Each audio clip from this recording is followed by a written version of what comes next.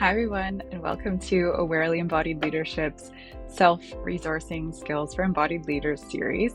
This is our practice on orienting, and this is our first lesson together where I'll take you through a little bit about what this looks like before we dive right into the practice. So why do we use orienting? This is one of my absolute favorite foundational skills. I've been using this for years in my own work and life, and I find it so supportive, and I hope that you do too. So orienting essentially supports regulation in their nervous system. And this is our dream, is finding greater ease as we move through activation and deactivation. And so this helps us slow down. So we will do this practice slowly to notice. And then it connects us to the here and now. So this is one of our conditions of supporting regulation is, are we on board with our witness of where our body is in space, where our feet are on the floor, all those types of things of accessing the present.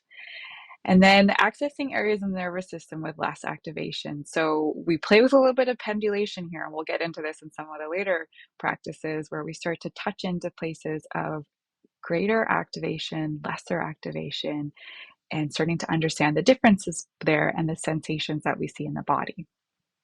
And then finally, it helps promoting safety in the nervous system. So our nervous system are attuned to scan constantly to see danger, not danger, danger, not danger. And so this helps us with orienting with these systems, helps us figure out where we can build more safety.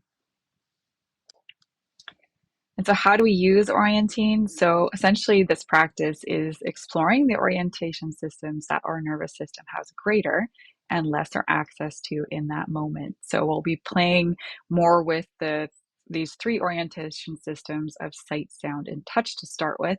There are more, but these are just the most accessible ones and the ones to get started with.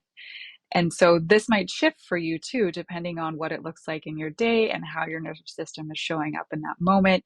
Sometimes for me, I might have more access to sight. Sometimes I might have more access to sound or maybe even touch. So this is about getting a little curious.